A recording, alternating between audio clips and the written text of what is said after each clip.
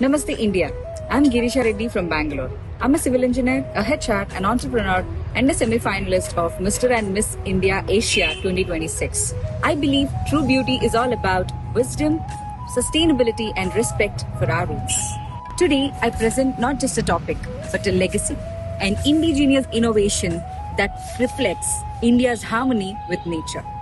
What if I tell you, through this farming system, we can produce fish and rice together without any machineries, without any fertilizers, and it is 1,000 years old farming culture. And that is Apatani cultivation. It is practiced in Arunachal Pradesh Zero Valley. It is not just in a farming. It is a practice where it connects humans with nature and they work together as one. In this practice, water from hills is passed through these bamboo channels, which reaches the perfectly leveled terraced paddy fields, which mechanizes for slow and evenly distributed water system. Through this, there is no shortage of water, and at the same time, there is no soil erosion and no wastage of water as well. Here is the genius part. Fish and rice are grown together. Fish eats pests and naturally fertilizes the soil, which increases the rice yield. The Apatani is also designed bamboo sluice gate, which controls the water level.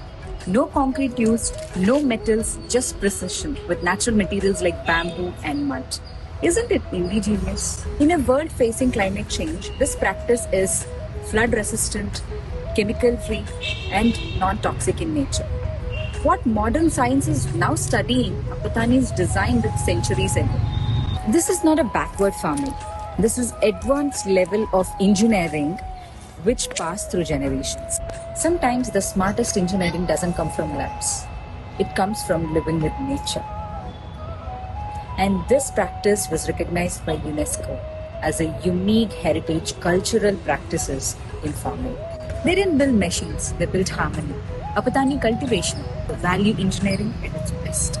At this point in time, it is utmost important to safeguard and preserve and practice the ancient practices of Indian agricultural system, which is still the backbone of